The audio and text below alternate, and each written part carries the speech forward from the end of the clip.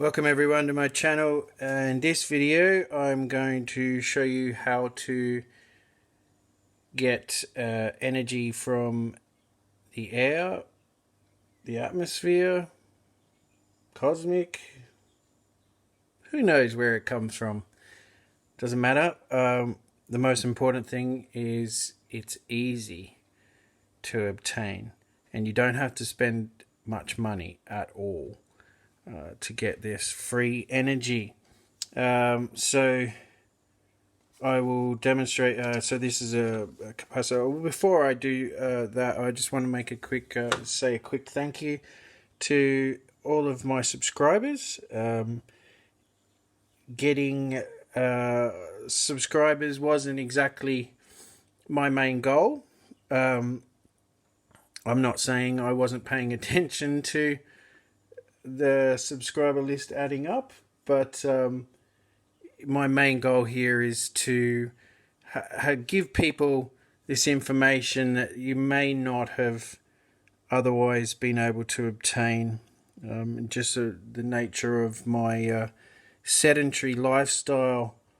I have an overactive imagination and a body that doesn't really allow me to complete many tasks, so I spend a lot of time theorizing, and everything you see on my channel is stuff that I've physically done myself, done the experiments, seen some weird things, and felt the need to show others in case something happens to me. We never know how long we're here for.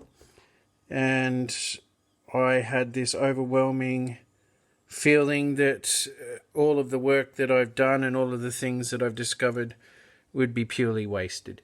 So thank you again for your subscription. Thank you for sharing my videos, and hopefully you might be encouraged to go and look at some of my other videos. There's a broad variety there.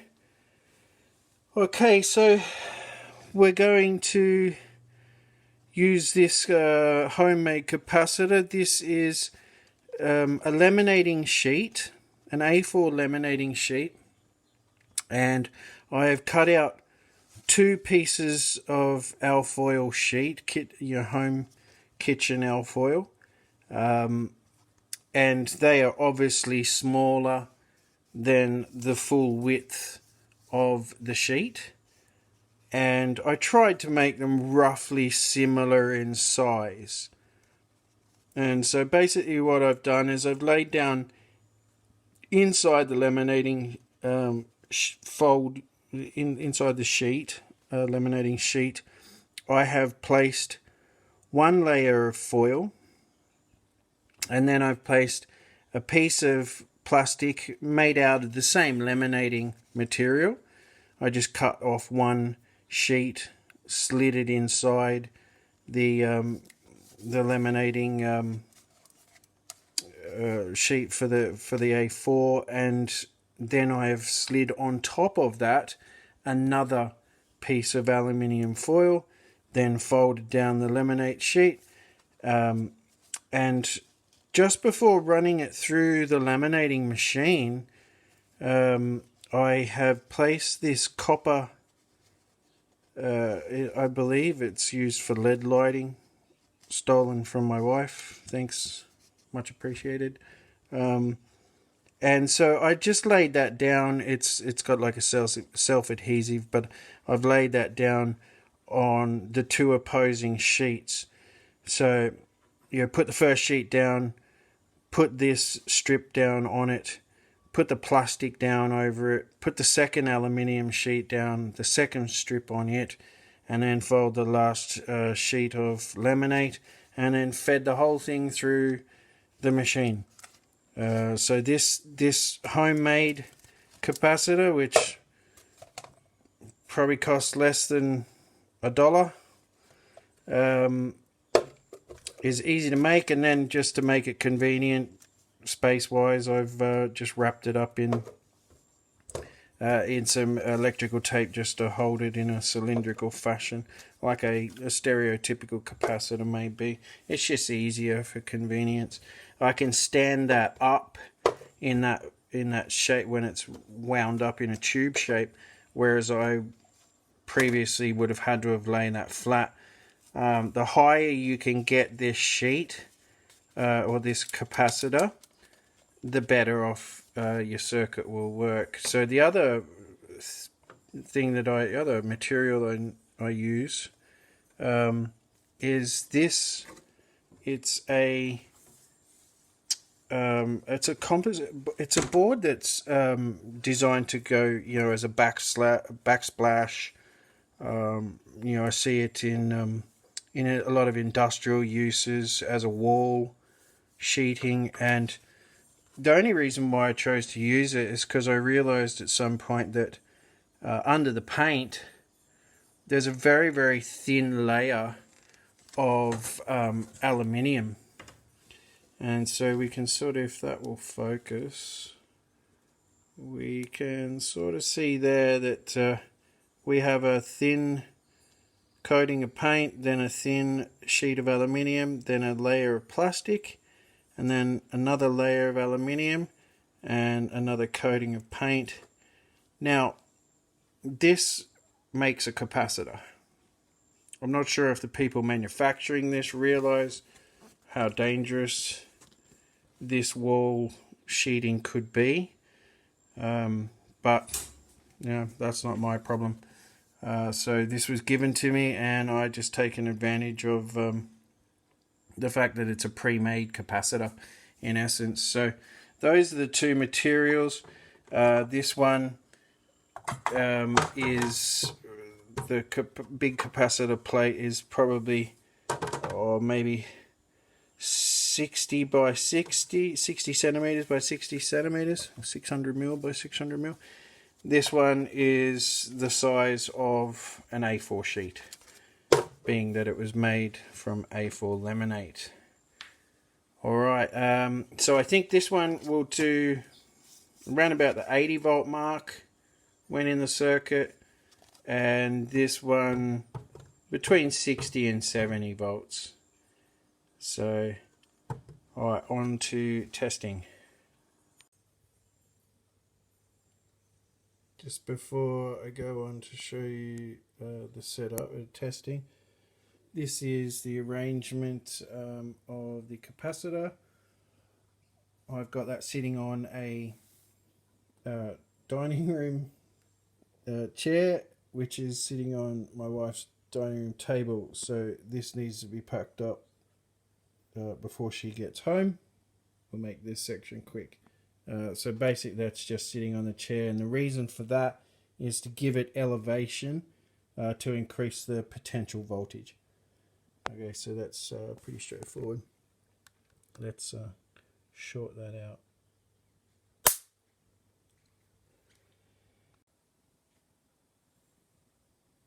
So using my homemade capacitor, which is that one there that I showed you earlier, so that's connected through the yellow jumper lead onto one of the two terminals, and that's sitting on the chair as I showed before.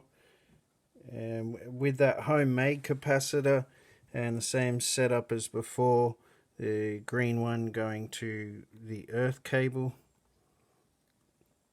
so we can get on that one we get 81 volts. If I short that out now,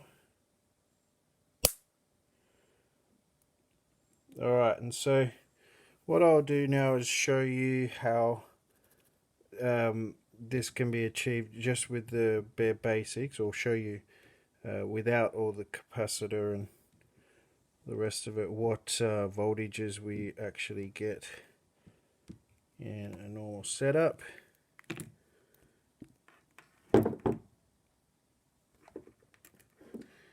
So all we have is the yellow cable coming from the capacitor as before. Put that on there, and the green one going to the other side of the meter. And so being that this produces an AC field, we've got nothing on the DC. We go down to say 20 volts, place it onto the AC side.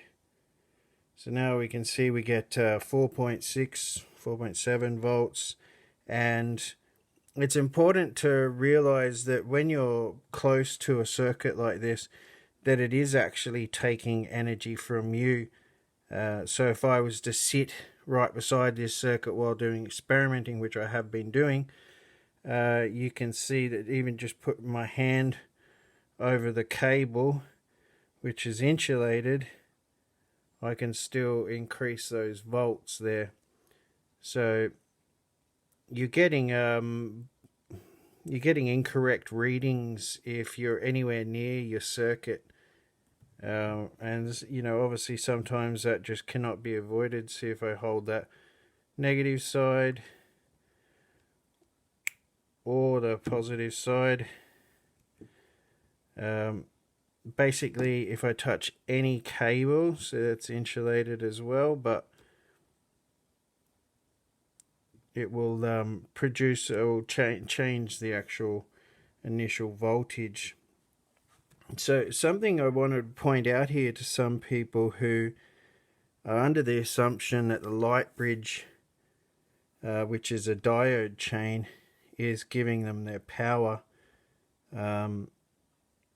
And I've made claims to some people that I believe their system is fed at least by a tickle circuit that detects the mains. So if we go across to the oscilloscope side of this, and it's a very cheap meter, so don't expect a lot, but we can see here the waveform that this setup receives. Now that's just on my homemade capacitor. If I put my hand there, we can see that that changes that again. If I take this off and I use the flat plate capacitor that I showed earlier, we will get a different result entirely. And so different voltage, slightly different waveform as well.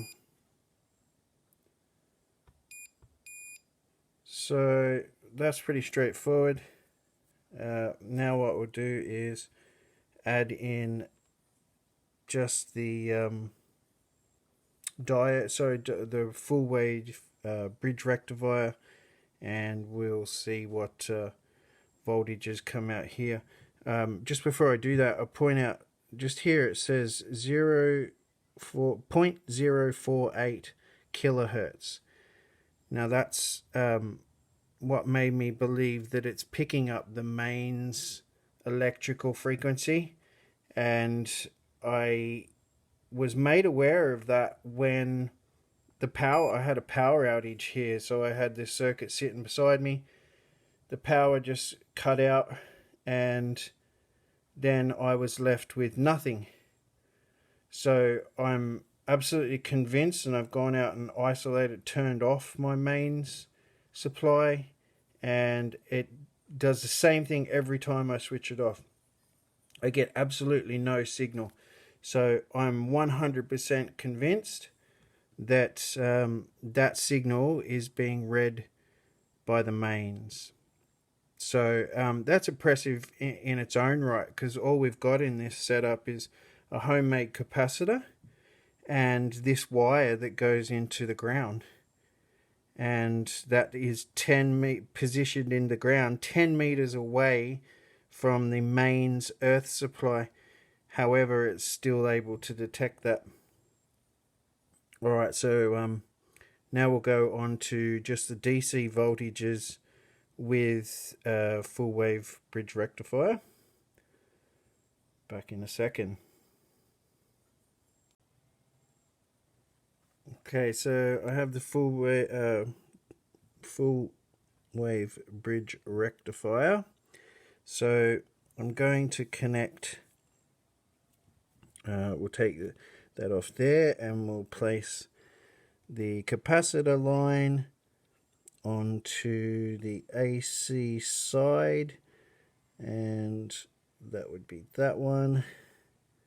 And then I'll place the other line coming from earth in green onto that one, and then that will give us negative on this side and positive on this side.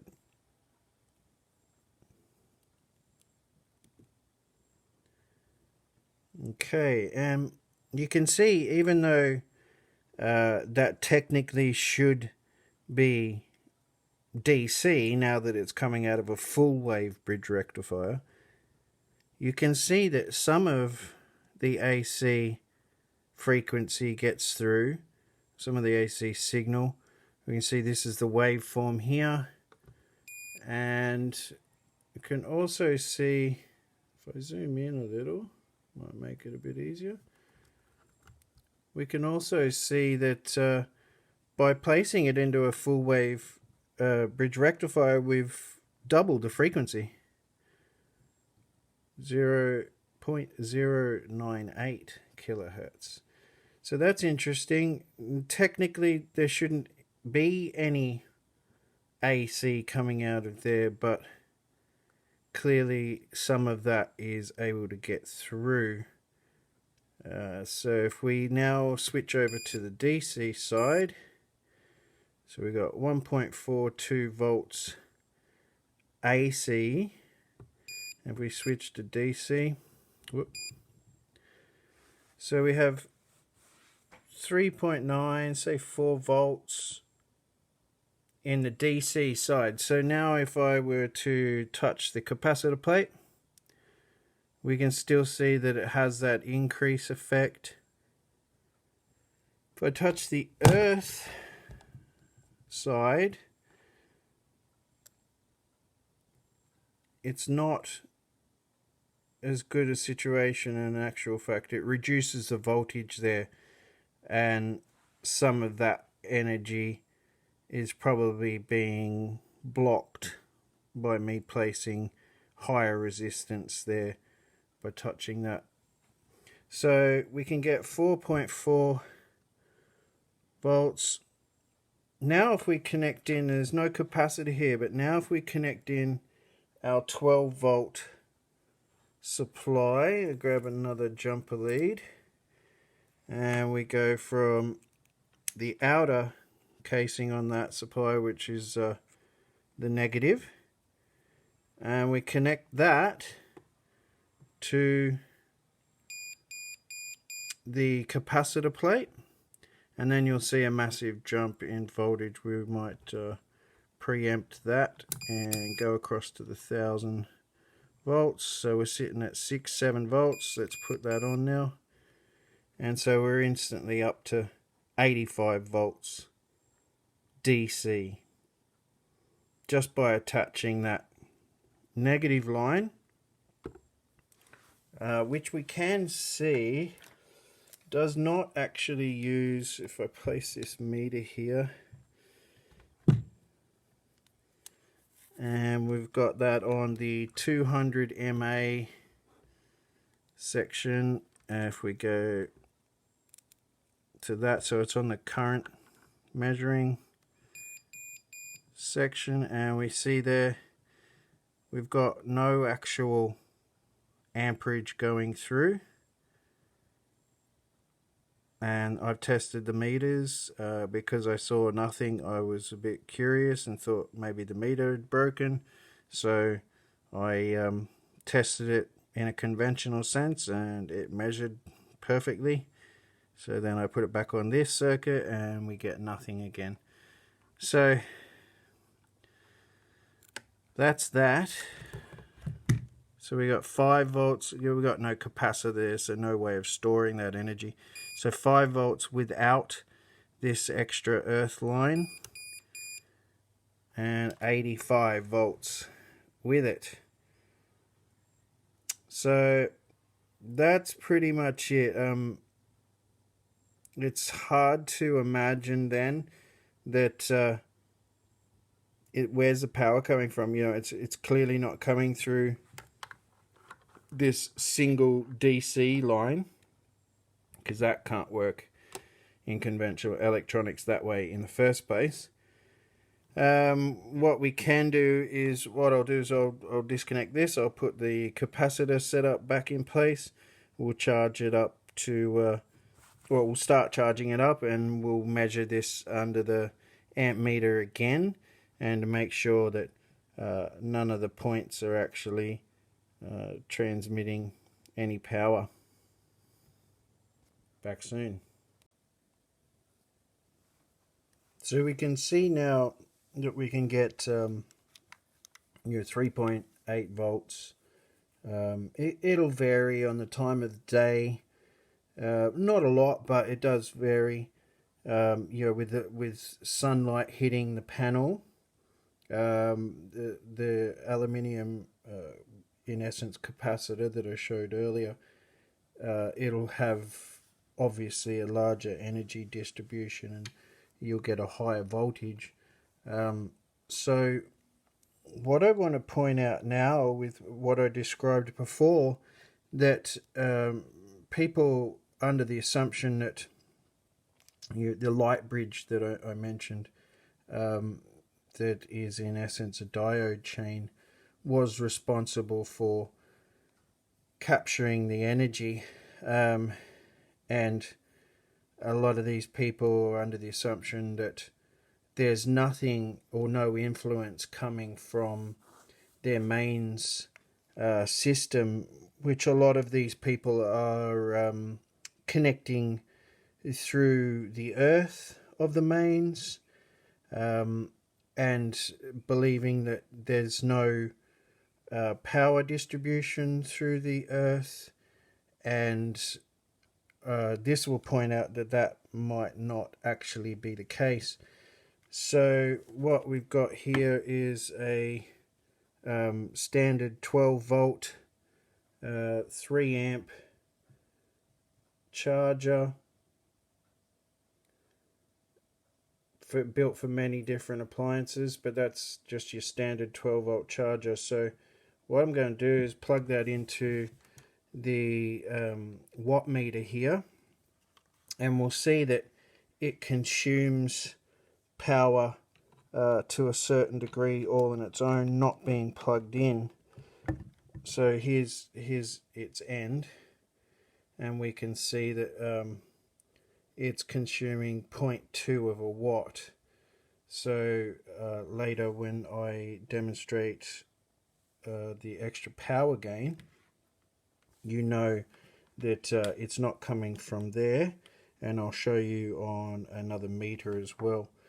So if we place that there, and I will grab this Avramenko plug, which is part of a diode chain. I believe that this is why these light bridges are being claimed to work, because in essence they are creating or recreating the Avramenko plug. So that's just two diodes, in essence in series, facing in the same direction. One side becomes positive, in this case it's going to be the green, and the black is obviously negative, and that gives you a polarity out of a single line, a single feed. So it's going to be this yellow cable, which I'm going to connect to the negative of that connector, which is plugged into the wall. Now the circuit, as you can see, is super responsive, and as I showed before, will react to even your hand being near it. So, and as I'll show later, there is no energy coming from the mains system, or none that the meter can measure in any case. So if we place that onto there, and we are currently on the 20 volt mark, and we'll watch that rapidly rise when I place the negative side on. Okay, so you can see the voltage is climbing quickly. I'll show you in a second that it does not come from the mains plug, and as we can see, mains plug is showing the same. I'll go over to 1000 volts because that's reached its limit now. Now, from tests that I've done already, this power and the voltage will climb to 60 volts. It's actually 67 volts that it'll get up to with this Avraменko plug if I have just this yellow connection coming from the negative side going to the actual plate that comes, the cable that comes from the aluminium plate capacitor.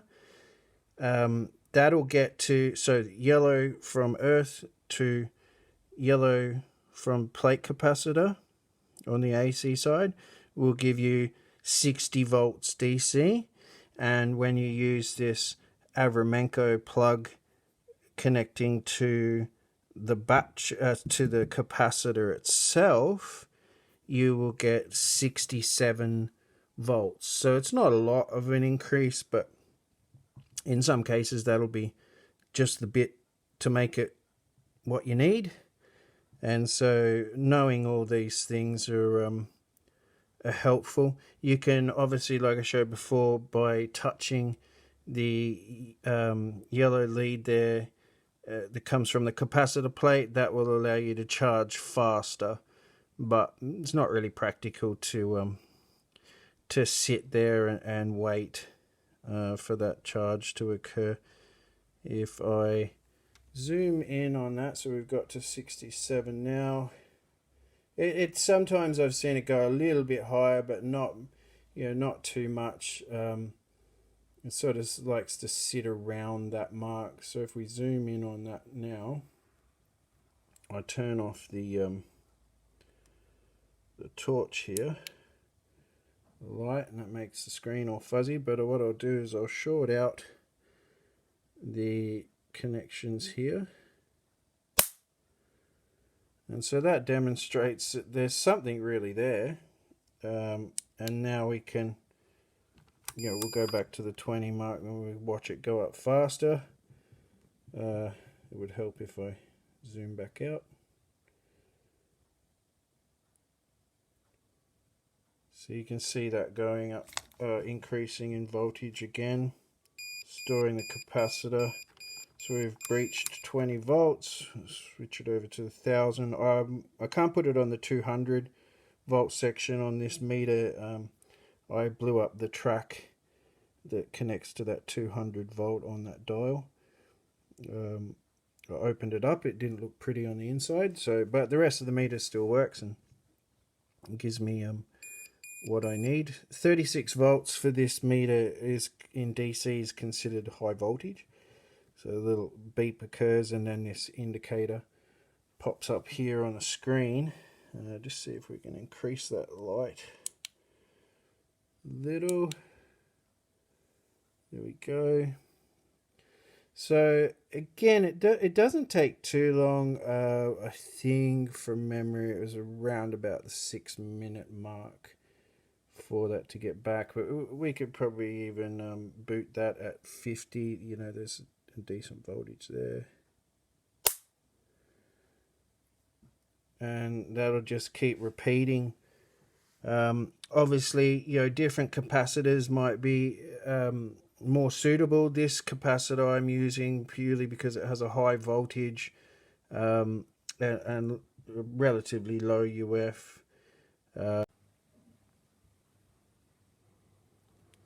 So now we're going to connect the amp meter and show that there's nothing coming through the DC single wire that's connected here.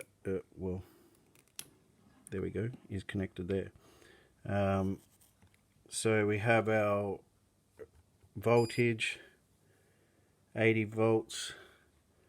I will discharge that, and now I will show you that the meter is actually working, because once I connect it to this circuit you're going to see 0, 0, 0. So we've got this light that we've used in other experiments and batteries that are flat, but it just shows light works, meter records the amperage. So the meter's working, nothing wrong with the meter. If we now connect that, so we come out of the meter,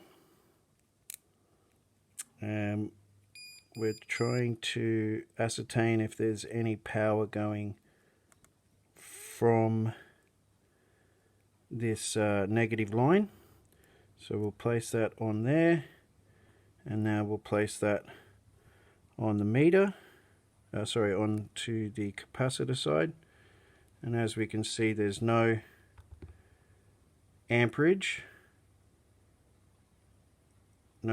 consumption there on this meter, yet we can see on the other meter that the voltage is still increasing, 43 volts, there's something there, so let's short that out. Okay, so we can still see that there's nothing going through the meter from this negative line, nothing that's recordable on the meter in any respect, and we can still see that the voltage is still climbing.